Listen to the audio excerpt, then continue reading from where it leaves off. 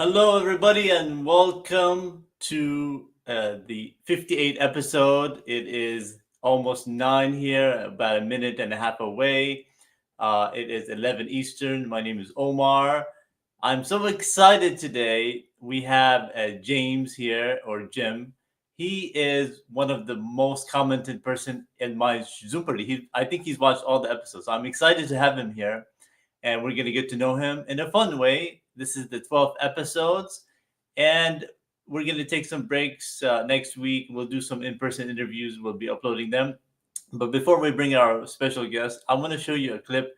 Fabulous guy, all about coding, and we're going to talk about that. Let me share and show you a clip from a 2024 clip here. Let me share my screen.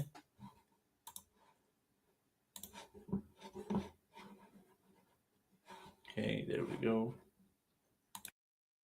2024 journey is starting off well.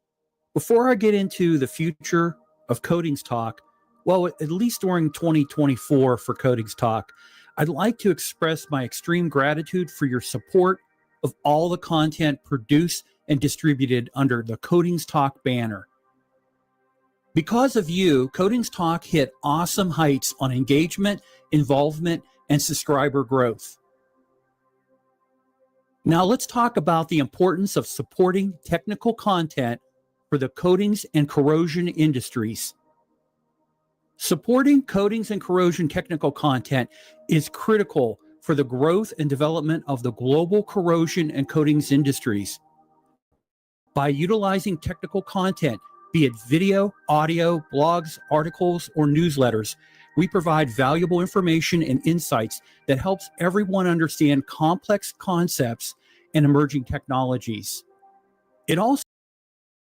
All right, guys, I think you've got an idea. Awesome clip. We're going to ask him about that. Let's go ahead and bring in our special guest, Jim, all the way in the East Coast. Good afternoon or good morning to you still. It is 11 a.m. Eastern, correct? It is. It's still morning, and it's great to be here with you, Omar. I am a true fan. I love your shows you put on. They're engaging entertainment. I also like when you engage the younger generation in the questions and everything. So I am definitely an avid follower and fan of your program. Amazing.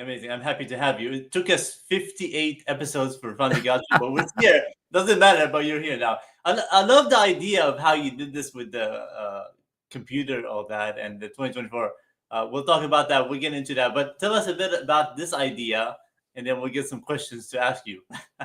Yeah. So prior to the pandemic, I had developed a content series called Codings Talk. I work in the global protective coatings and corrosion industries. And when you talk about coatings, we're talking about the paint that goes on the bridges, the paint that goes on the aircraft, the paint that goes on the ships, the paint that goes into different types of infrastructure like pipelines and things like that. And so my goal was to take a very a technical topic, typically in most cases, and kind of make it more understandable, relatable, but also to tie it into the aspect of corrosion protection, where protective coatings creates a barrier to protect a substrate from the environment, from corrosion, all those things like that. And so Coatings Talk really, through the pandemic and post-pandemic, has really grown leaps and bounds, both on LinkedIn, but also on a YouTube channel at Coatings Talk. And then it's turned into a article series. And on LinkedIn, I've the newsletter articles. I have almost 5,000 subscribers for just the articles. So it's been doing extremely well, to the point where on December 2nd, I'm going to have the first online symposium, and I have about 11 speakers, probably 5 to 6 hours of content. And so on Tuesday, December 9th, starting at 9 a.m. Eastern, I'm going to be streaming all of these technical content authors who are going to be presenting their technical presentations on the Coatings Talk Symposium. That's awesome. I mean, that's something people don't really talk about, coding for bridges and airplane, all that. That's amazing. We'll into that. And that's awesome. Appreciate you describing that to us. And look who do we have here, Matt Allen. I'm not sure if you know Matt Allen. He's Kudos guy. He's an awesome connection. We'll be doing actually a live show this Friday, the 21st, in the morning, and it's about literacy, so about reading and kids and all that. It's about like 6 or 7 of us. We're going to be talking. I have a part 2, so it's going to be I think 9 my time or 10 my time. I have to check it, but it'll be there.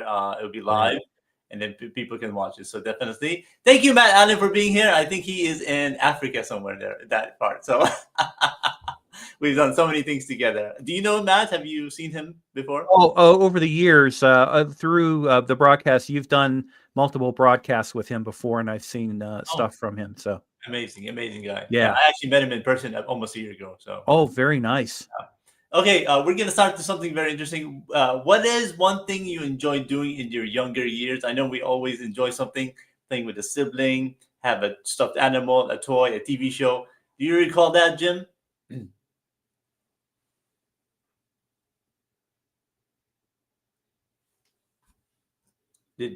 Jim, are you there?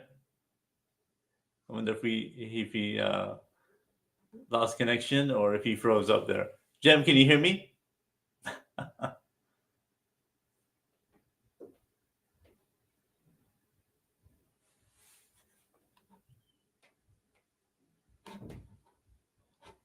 Jim, if you're dead, I can't hear you.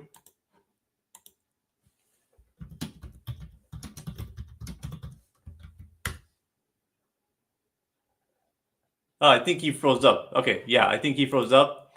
Hopefully he'll come back, and we'll do comments from Matt Allen. Hopefully he will be there at the right time. Absolutely. I'll do my best here. We have lost our special guest, Jim. Looks like Jim may be having some technical issues. That is the first, actually, that we have lost our guest in the beginning of the program. I must have scared him away, but no, he should be back soon. Okay. And then Matt Allen is saying, pleasure to see Jim as well. So we will see. Hopefully he will come back soon, and we will get entertained. As soon as I read the question, Jim must have had some tech issues, and so hopefully he will join us back. Okay, it looks like he's back. Welcome back, Jim. Yeah, I don't know what happened. I think my my internet recycled or cycled. Oh, that happens. Well, I was telling the audience that's the first that happened in the beginning of the show. So I must have made you run away, but you're back. I'm glad. So as you were speaking here, what would you answer this question? Okay, so for what's the one thing that I enjoyed doing in my younger years, it was running around outside. I mean, I really enjoyed.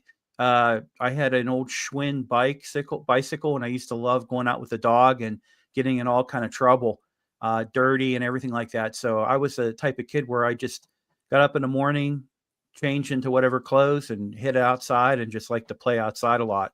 So amazing. Yeah. Amazing how things change now. Like they're on the phones. But yeah, we grew up, I was born in the 80s, and all of that, being outside, running and all that. And so We need to bring that back. We just need to bring that back. Well, I do it. It's called cutting the grass and yard work. That's amazing. That's amazing. That's awesome. Okay, let's go to the next one here. Okay, there's a scenario here. I'm going to read you something and then ask you a question about it. Reading a book, eating a pie, riding a bike, or skydiving. Which of these four would you least likely do? Oh, skydiving. Least likely. Why? Yeah. So this is kind of strange, and I'll explain a story here. Yeah. So used to be an active scuba diver. I made it all the way up to dive master. Now I'm claustrophobic. So in order for me to get certified originally when I first started diving, I had to take the classes without my mask on. And I did get certified. And then I went from there. I just started taking all different type of certifications, made my way up to dive master. I have a fear of heights as well. Yeah. So skydiving is probably one of my most fearful things that I could do. I have a hard time riding roller coasters, Ferris wheels, being on top of buildings and things like that. I can do it, but it really takes a lot of me convincing myself to push myself, to go out. And one great story was at one time I was working with the Golden Gate. The Golden Gate Bridge has its own painting crew.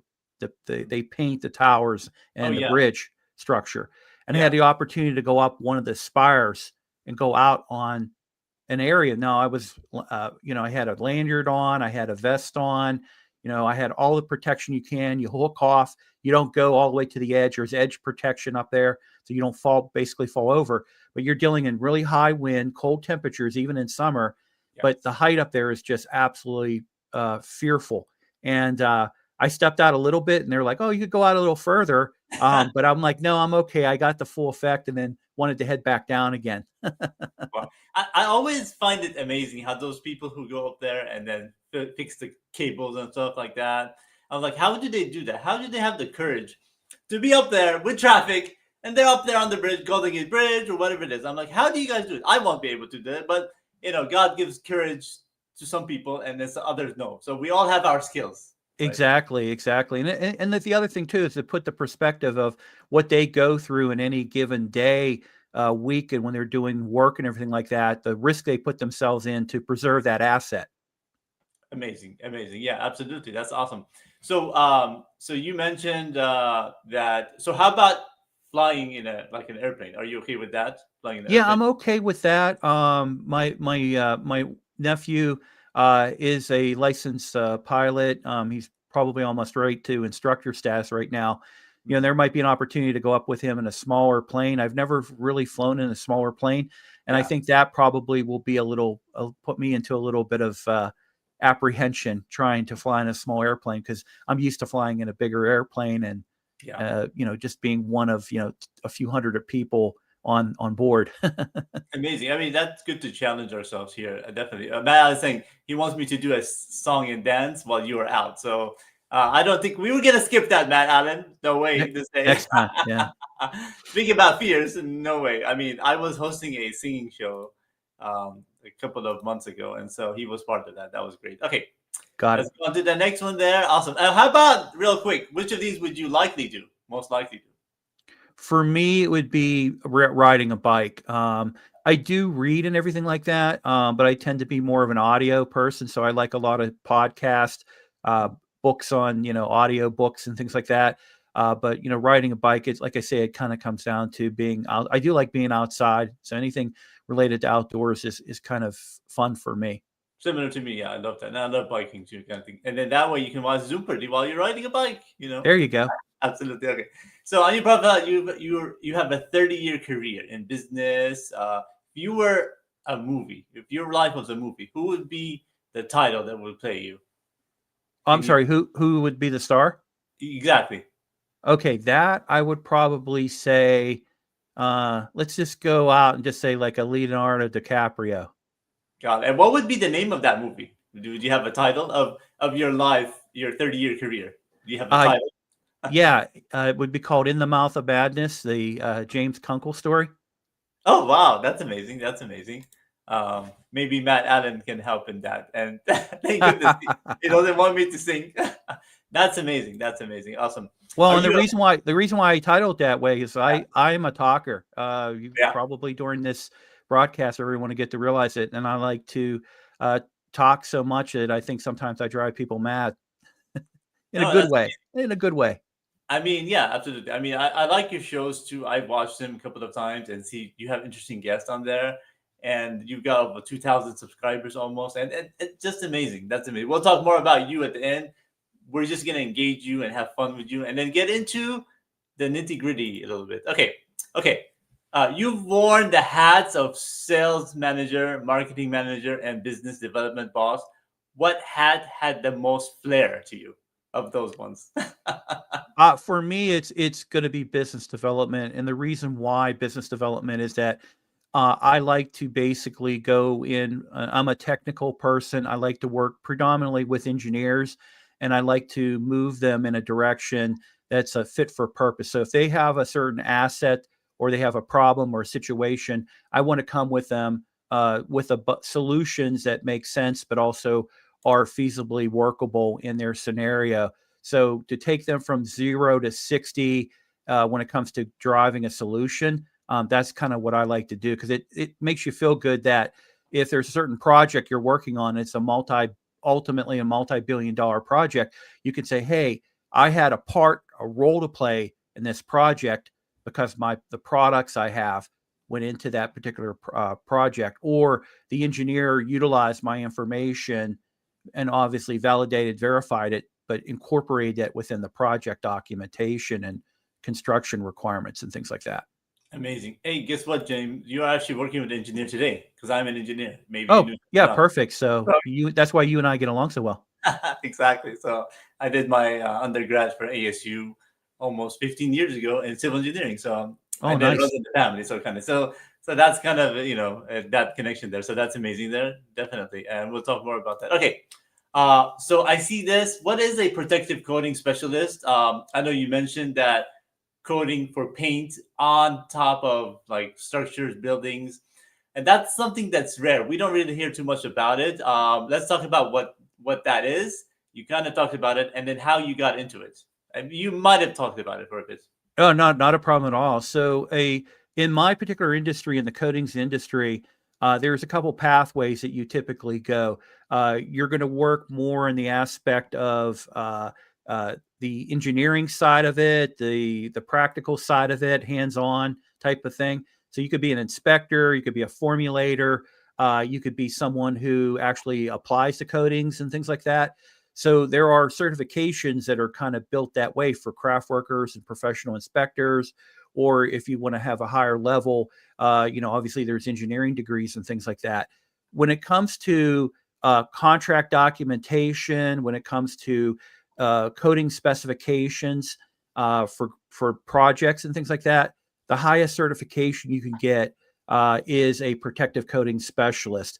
And so where I don't qualify for all the other ones, the one that I definitely qualify for is the protective coating specialist. So basically what it means is that I've gone through a series of trainings and certifications, and then I took a certification examination to get certified to be able to help someone in the process of creating technical specifications for protective coatings work, and then also in the relationship to the contract documents.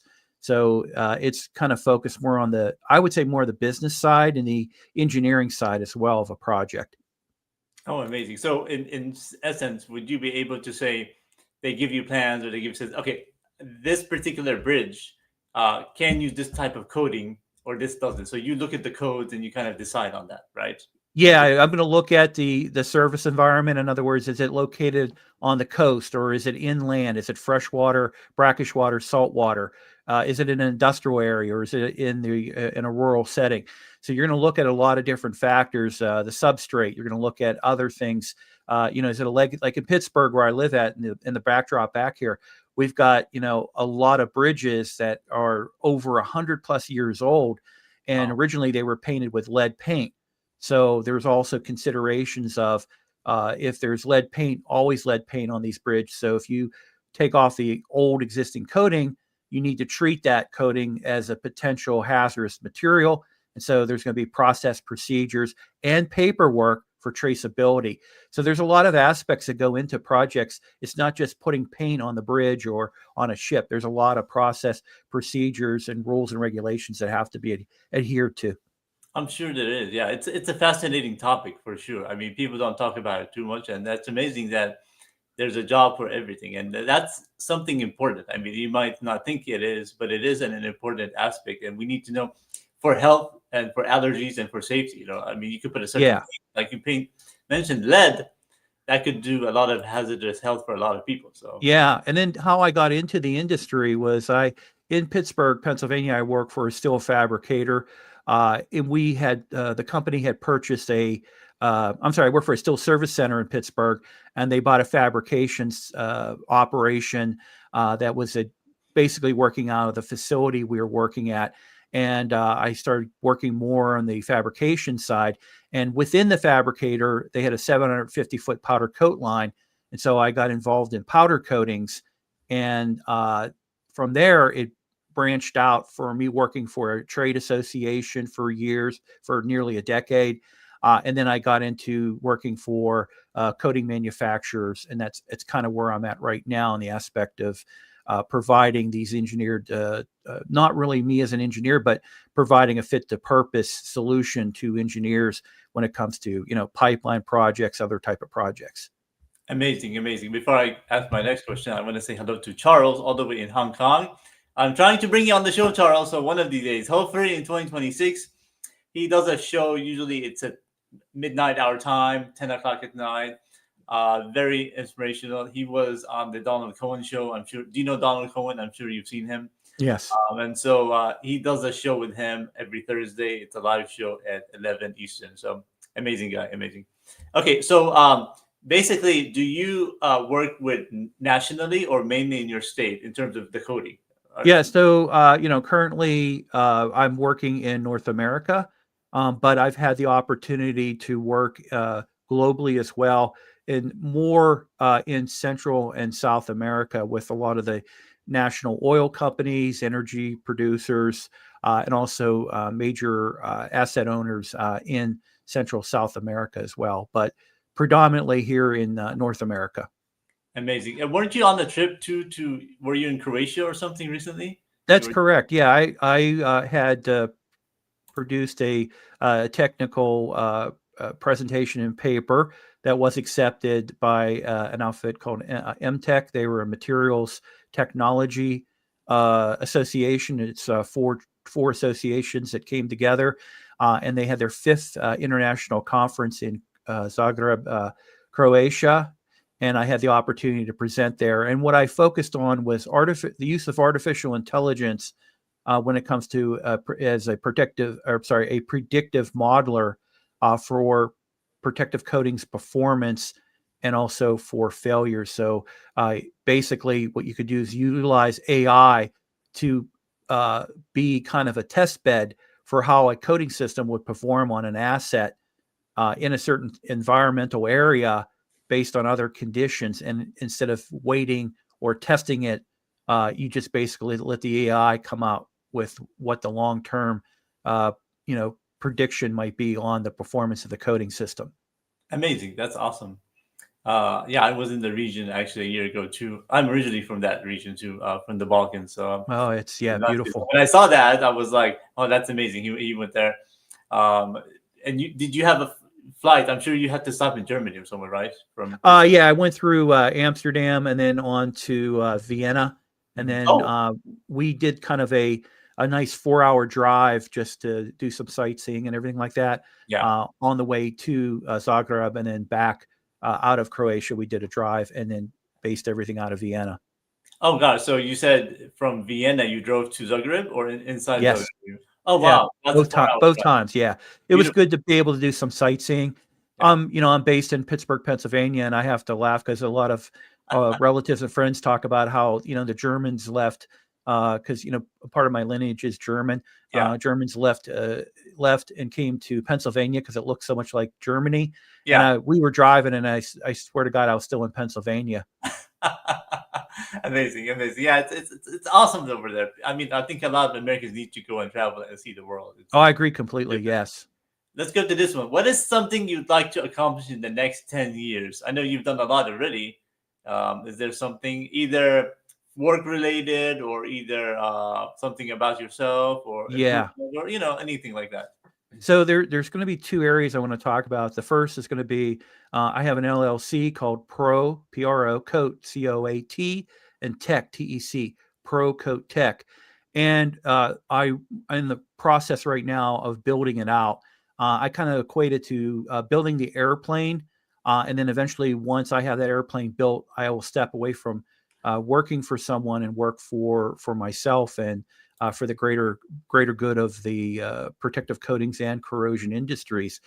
So what I'm looking to do is to build on professional services, offer coatings, and then the tech side will be related to technology such as artificial intelligence, intelligent technologies.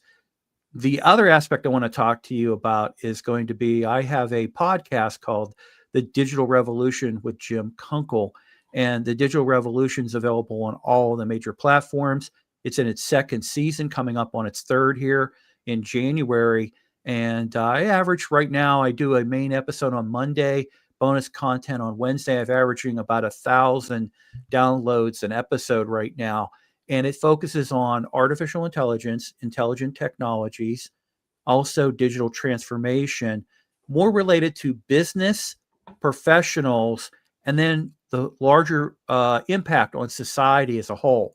So I really am interested in my industry to become an evangelist related to adopting AI, working with AI, adopting AI and intelligent technologies, because what I see currently right now, the trend is that both industries, the coatings and corrosion industries, they're lagging behind, and they need to get ahead of it, and also to control how AI is integrated. Because for me, AI needs to augment the human, not replace the human.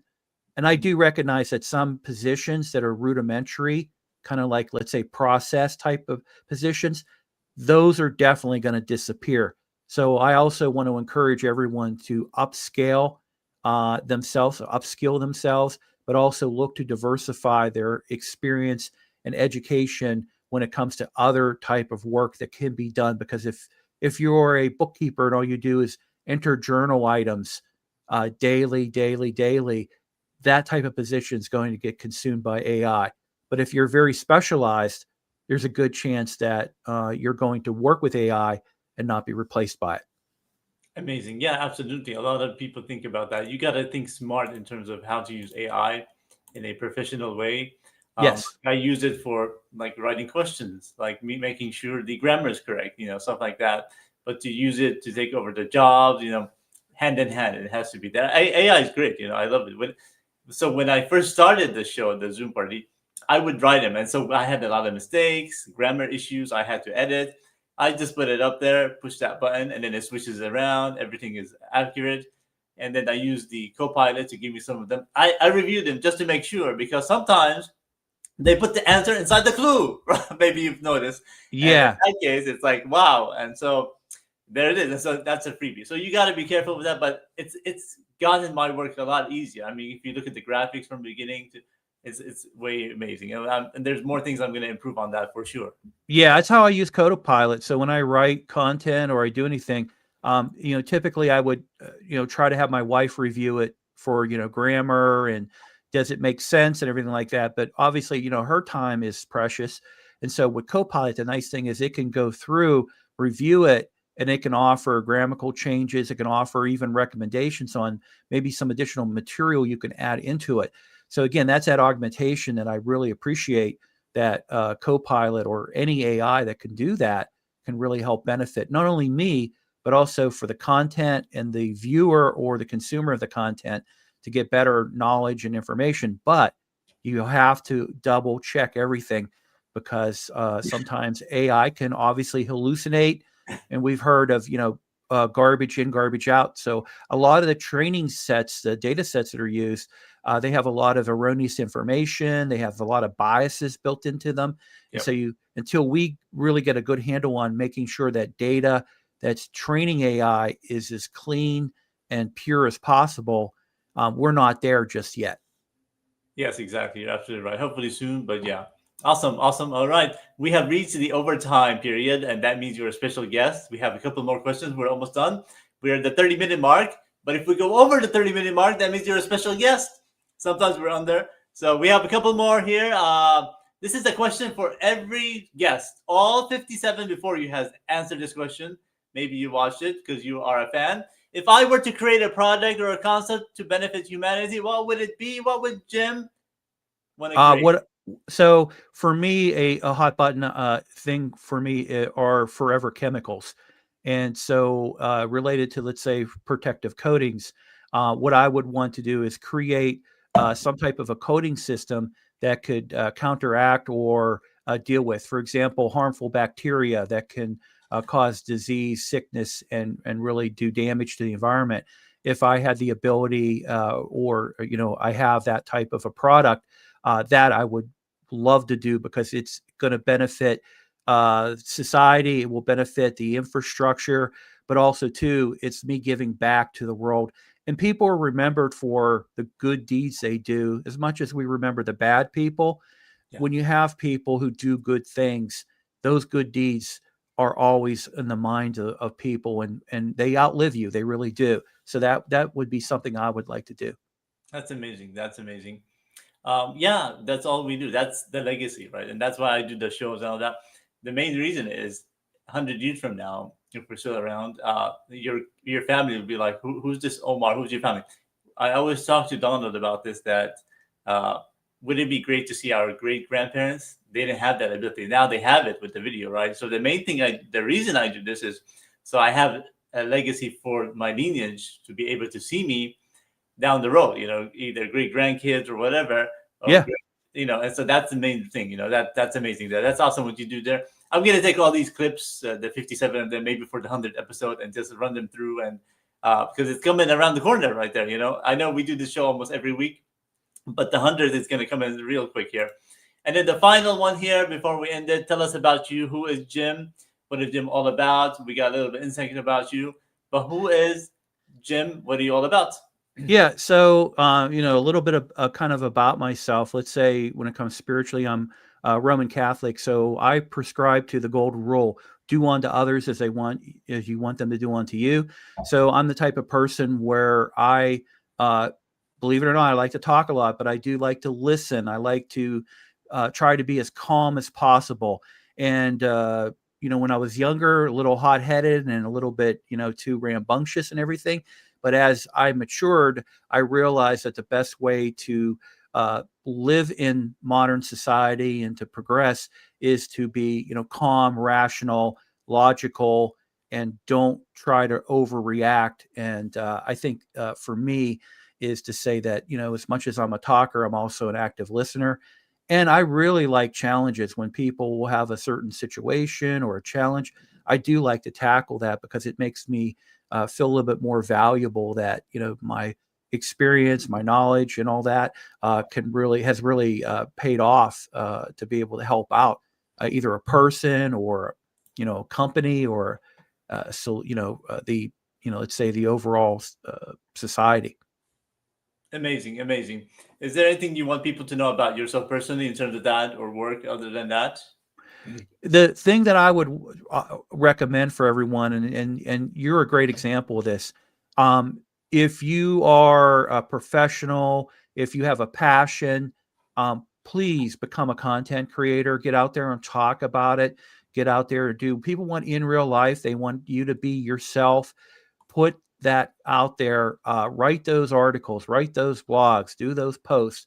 And it doesn't matter what social media or platform on. I'd like to see people go away from the goofy TikToks to being a little bit more TikToks that add value. Maybe it's a life lesson, or you share an experience that you grew as a person. The other thing I want to share and leave with everybody is that sometimes I encounter people that say, this is the best I'm ever going to be. And they kind of have given up. And there is a thing called reinvention. And so, Eleni Anastos turned me on to really the reinvention side of everything. And so I say to everybody that you can always reset and reinvent yourself. There's never, this is all the best I'm ever going to be. But you have to believe in yourself. And if you believe in yourself, that confidence will go so far and you will be successful. Amazing, Jim. Those are kind words there. That's awesome. Yes, we should always strive and get better. We're about to end this program here. We'll be off for a couple of weeks. Our next guest will be in December, actually. We'll take some breaks. We have some Zoom Pretty episodes airing as well. Your closing thoughts, Jim, before we end the program, and then we'll do the outro. Yeah, I just thank you so much for this opportunity to have a conversation with you, and also too to kind of share a little bit about myself with your community, because community is so important, and we all have our own individual communities. And the great thing to do is to collaborate and cross-pollinate these communities to bring people into new perspectives, ideas, and also to share in their life stories with other communities as well. So thank you so much. Amazing. Thank you, Jim. Stick around for a second. I'm going to play the outro here. Guys, we'll be back in a couple of weeks next month. Have a good Thanksgiving. Stay well. And his Jim's words, be in a community, be together. If there's any gatherings, get together, whether it's a church or a mosque or a synagogue, whatever it is you belong to, get together and be in a community, help the humanity, help the good, common good. And that's what we need. We need to end this year with a better, positive, whatever is happening in the world. And then just get to know each other. Be kind, whatever it is. And so be good to yourself. Thank you, Jim. Stick around. I'm going to play the outro. We'll be back in a couple of weeks. Bye.